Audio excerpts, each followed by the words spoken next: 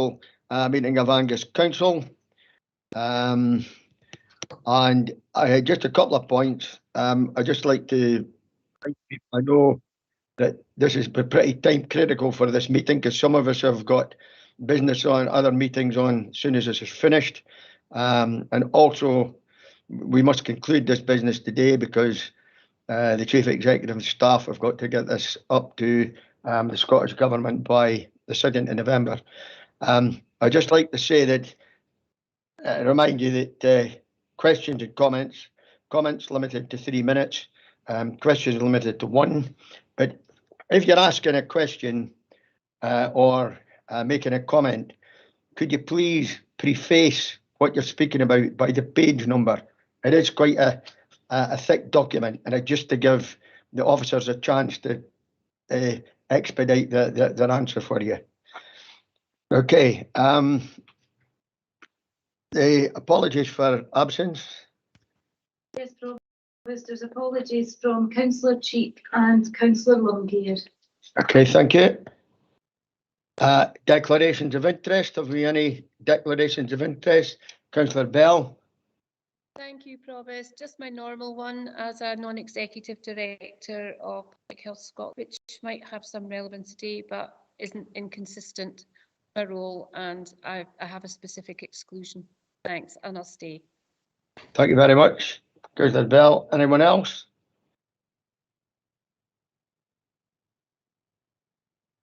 Okay, none.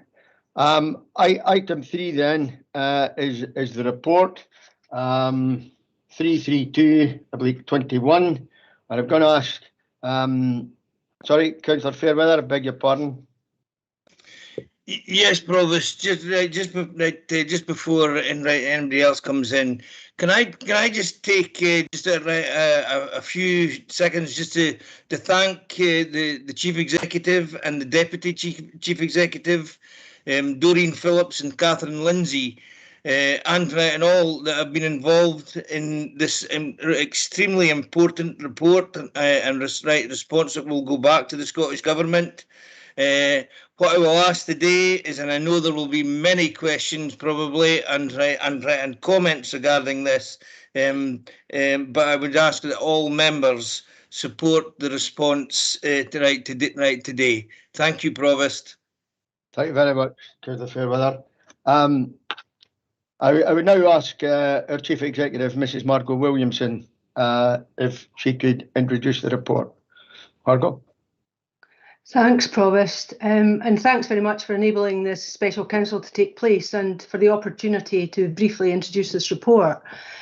The report sets out for members' consideration and approval a draft response to the Scottish Government's consultation on the National Care Service. As members are aware, the government has made it clear their intention is to introduce a bill into Parliament in summer 2022. And it will set out changes to primary legislation needed to take forward the implementation of a national care service. The consultation and its core is therefore about the scope of and the mechanisms needed to deliver a national care service. The proposals are wide-ranging, and there's much within the detail of the consultation to welcome.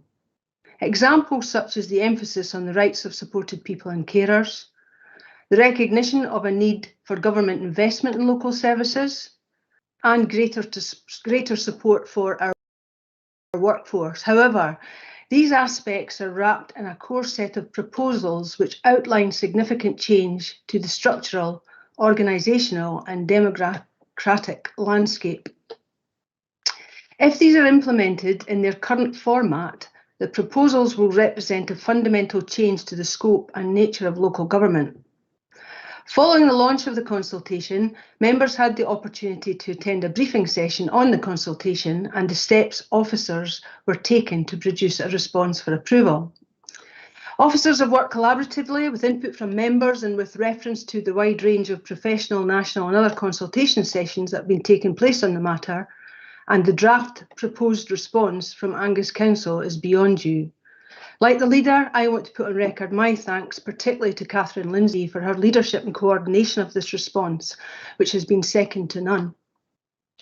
I'm joined today with a number of officers unable to talk to the draft response and answer any questions, but I think you have to bear in mind, as officers, we have no further information on the detail of how the proposed National Care Service is intended to work, or on the thinking and evidence behind the proposals. So it's possible you may have questions that we can't answer, and we've done our best to give a fair, honest response around the impact or potential impact of this on local government and in particular Angus Council. So hand back to you, Provost, for any questions or comments. Thank you very much, Margot. Right, colleagues, questions?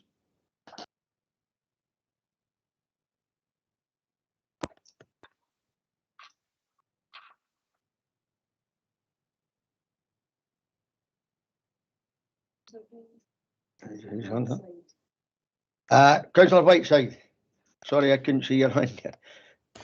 Thanks, Provost, and thanks, Margot. I'd obviously like to add my thanks to the comments made by Councillor Fairweather around all the work that's gone into this. While I greatly admire the ambition shown by the Scottish Government in the implementation of a National Care Service, it's obviously hugely complex and many uncertainties are still remaining. So I really commend the cautious approach taken in the response by the Council and absolutely support that. My question lies around the expected timescale of the next stage. I don't know whether you have got any information regarding when we're going to get a little bit more certainty following the analysis of the initial responses to the consultation. Thanks very much for that, Councillor Whiteside. Mrs. Williamson, have you any indication? Unfortunately, Provost, I don't have any indication of how long it'll take for the analysis to take place and when we'll get feedback on that. Okay, thank you. Thank you, Councillor Whiteside. Councillor Miles. Yes, Provost. Like the Chief Exec said, there's far more questions than answers in what's been proposed.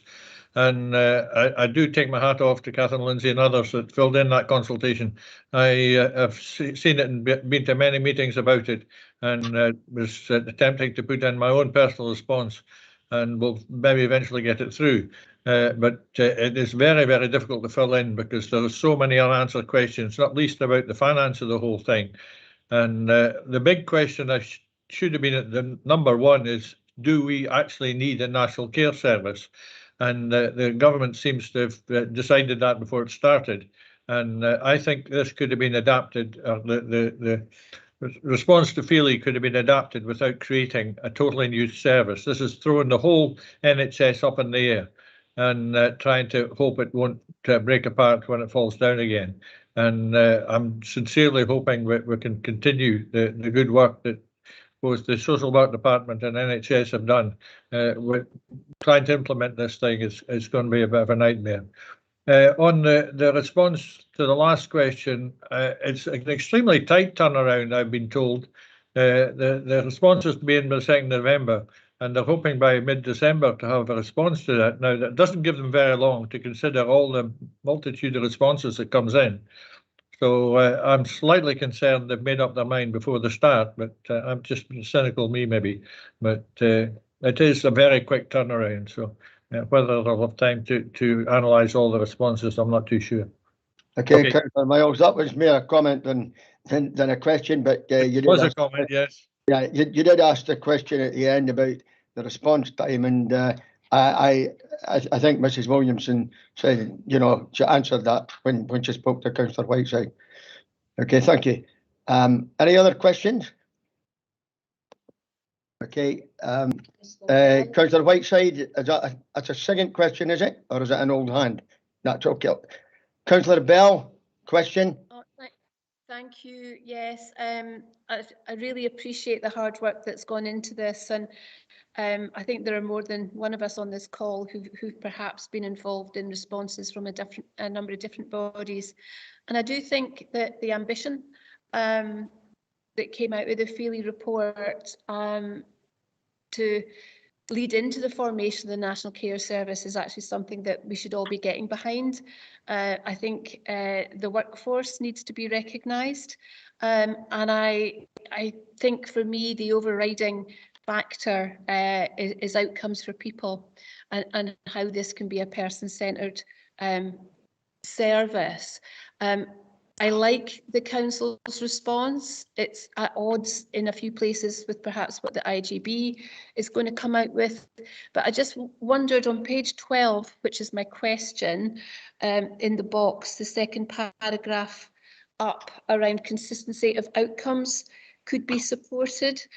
For me, any model that's built to support the National Care Service is about person-centred care, values, principles, human rights, and I'm not sure that consistency of outcome really what I'd be looking for. High quality, certainly, but that creativity, that flexibility, and that person-centred approach for me is more important than consistency of outcomes. And I just wondered if perhaps Catherine could reflect on that for us a bit, if we feel that our response can reflects that overall.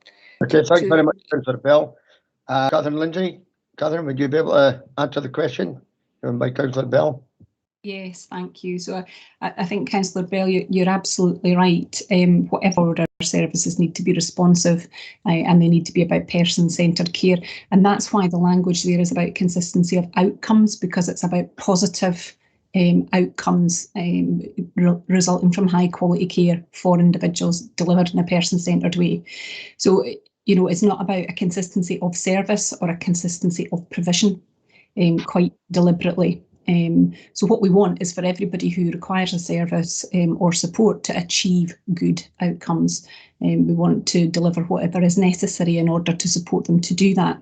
And the comment about consistency reflects the challenge that areas have, I think, in doing that when there's such a difference in the way that local authorities are funded, and therefore services within local authorities are funded. So it was simply to highlight that consistency around the available funding for local authorities to determine how that can be spent would be a step forward, and that doesn't need necessarily a national service to achieve that, but greater equity there would help us to deliver good quality services for people. Thanks. Okay, you happy with that, Councillor Bell? Thanks very much. Councillor Moore, question? Yes, Provost, thank you. Yes, I'd like to pay tribute to the officers who have put this together. It can't have been easy. It can't have been welcome in places. My question is about the funding. We are a reasonably small authority that is punching above our weight regularly, especially on social care. Do we have any idea when the Scottish Government are likely to start talking about finance? Because this report does not cover that whatsoever. And it, you know, how can you respond on matters when you don't have all the information? Okay, thank you. Mrs. Williamson. Yeah, I mean, it's not really a question I can answer, as Councillor Moore probably understands, in terms of what's being asked here. There's a number of unknowns within that, and I would trust that, you know, given we've got the date of next summer in terms of the bill coming, we would then see some sort of timeline around between now and then about what different activities would take place. And I'm sure at some stage within that, there'd be discussions about funding for the care service. Okay, thank you very much, Mr. Williamson. Councillor Moore. Thank you. Councillor Whiteside, your hand's still up on the table, but it's not in front of your portrait. Is that It's not shown on my screen, Ronnie. Sorry about that. It's certainly not got a hand up. Thanks a lot. That should come off now. Right. Any other questions before I go to comments? Okay. Comments? Councillor Speed. Yep, thanks, Provost. I'm fully supportive of Angus Council's response to the Scottish Government's National Care Service for Scotland consultation. It outlines very clearly our concerns, firstly with regards to the lack of involvement during the development of these initial proposals, the lack of detail and support and evidence, and unrealistic timescales that have been placed upon us at a time when there is already overwhelming pressures within our workforce. I certainly hope that Scottish Government respond rigorously and that they do indeed ensure that there is significant further engagement with Angus Council, key stakeholders and our citizens before any changes are made. We need absolute certainty that any future proposals and change will indeed improve the lives and health and social care outcomes for the people of Angus, often the most vulnerable within our communities. Not just those that need services and supports now, but for future generations to come. Thanks, Provost. Thank you very much, Councillor Speed. Councillor Devine.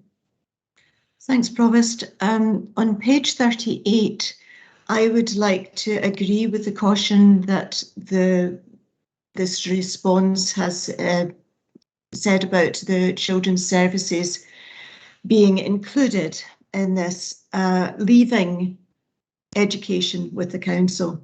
I've sat in the Integrated Children's Services group for a number of years now, and I've watched the relationships being developed across the many services involved, and across Tayside indeed.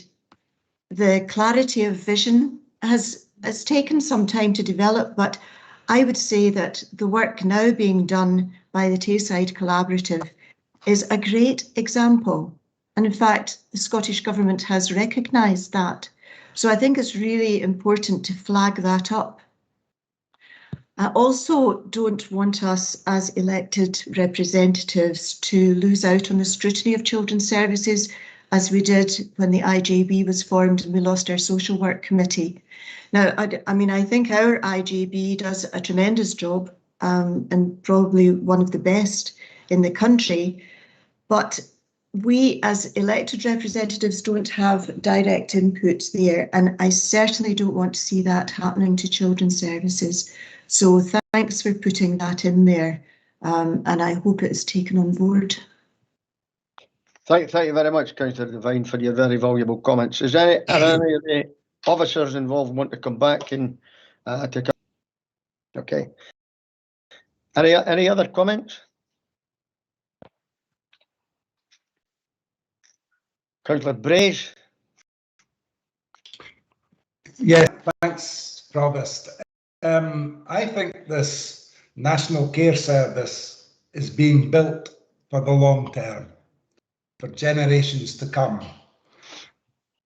Now, as Margot alluded to at the very start, this will mean a major shift in local government. But for someone like me who believes that decision making should be kept as close to the people, as close to communities as possible, well, I don't consider this to be local government, really. Scotland has 32 decision making local authorities, if you like. That's our lowest level of decision-making government in Scotland. Norway has 452.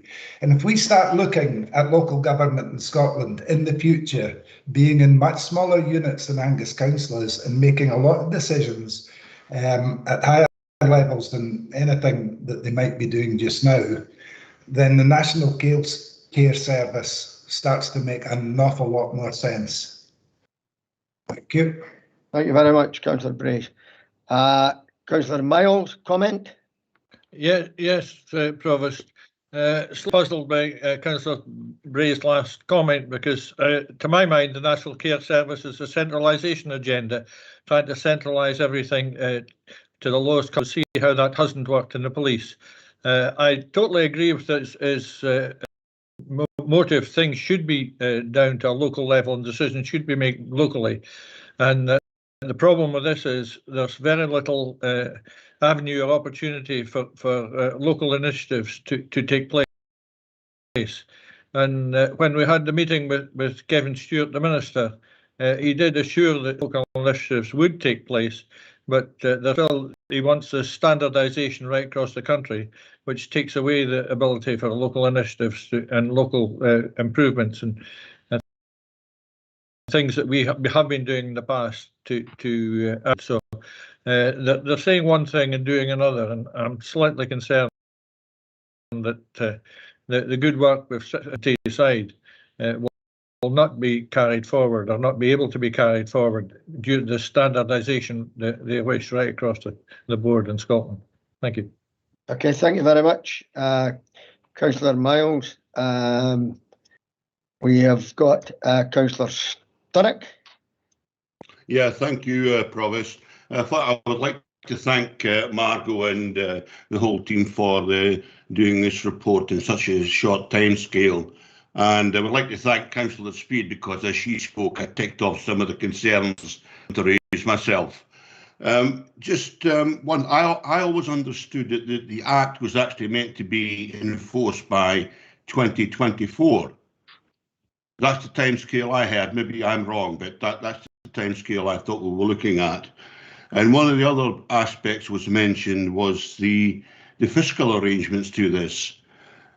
Now, the IFS and FAI have been putting out stuff recently, and given where they are in England, they reckon they're going to be spending 11 billion per year on this. The Barnett consequentials for Scotland should be around about 1 billion, give or take. But as this is precepted with the national insurance 1.25% increase, this will probably fall short. So I just wonder if some of the 4.6 billion extra monies from the Barnett consequentials will be used in supporting this National Care Service going ahead. So that's the information I have heard. Maybe it's updated, but that's what I know to understand at the present time. Thank you.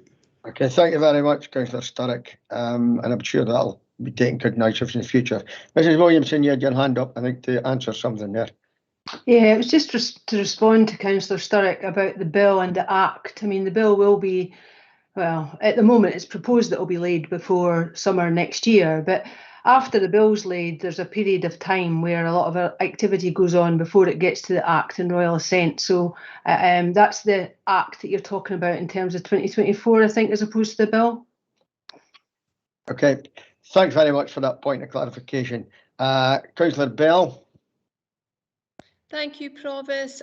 I guess I just wanted to pick up on some of the points that Councillor Miles raised. I've been in a meeting, a conversation with the Cabinet Secretary and 2 meetings with the Minister, who's the point person for this development. And I raised the issue around local delivery, local creativity, local innovation, and the importance of the connection people have with their local services. And I've received the assurance from both that this is not about the lowest common denominator. It's about raising standards. And one of the benefits is around valuing our workforce, which is a largely female workforce, to raise up terms and conditions for a workforce. And I include the unpaid carers in this, a workforce that was literally at the front line during the COVID pandemic and who have borne the brunt of much of the devastation that this pandemic has caused. And the time has come to recognise that and to give equity across the entire care system to support and value our workforce and to encourage career pathways, professional recognition and retention throughout. I think that's really important, and I really like the values contained within the Feely report about seeing social care not as a burden but as an investment, and it's investment in our people and it's investment in our workforce. Let's work towards delivering that, whichever form we have, and bearing in mind that however we cut our cloth, the seams are the really important part of this, and I borrow Vivian Davidson's analogy on this. The seams, there's always going to be seams when you're creating a service. So those seams need to be really, really tight to catch people so that no one falls through the net. And it's about delivering the best outcomes for people that we can in a whole system. And the reliance on partnership working around all of that remains. And I support Councillor Devine's remarks around local democracy. We do have local democracy within the IGB. We've got 3 reps on that, and I see no reason why those new boards wouldn't contain a level of that. But I agree that I'd like to see children's services stay within the council, so that we have that political scrutiny on that. And thank you for the time.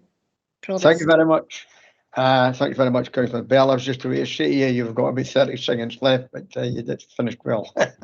Well done. Councillor Moore, is it a comment? You had a question the last time, so this is your comment. Yeah, it's a comment, Provost.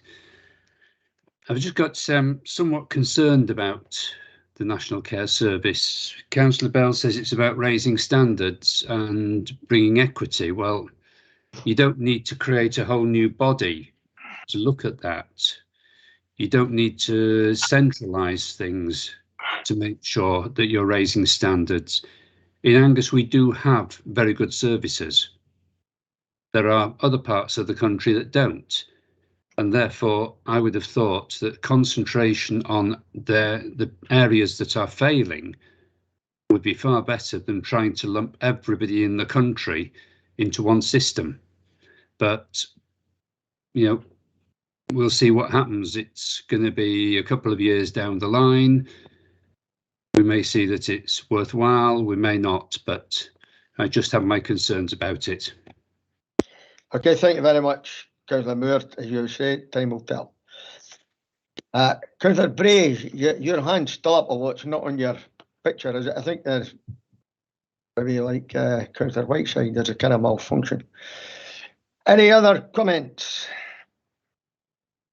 Okay, colleagues, with no further comments.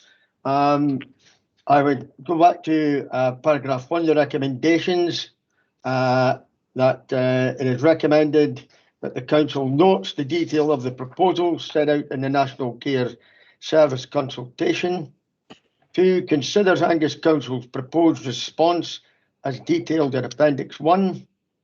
3, determines and agrees Angus Council's formal response to the National Care Service consultation. And 4, authorises the Chief Executive to submit Angus Council's agreed response by the 2nd of November 2021. Is that agreed? Agreed. Agreed. Thank you very much, colleagues, for your time. Councillor Boyd, if you want to give me a call now, I'll listen out for you. Thank you very much. Thanks, Provost. Thank you, Provost.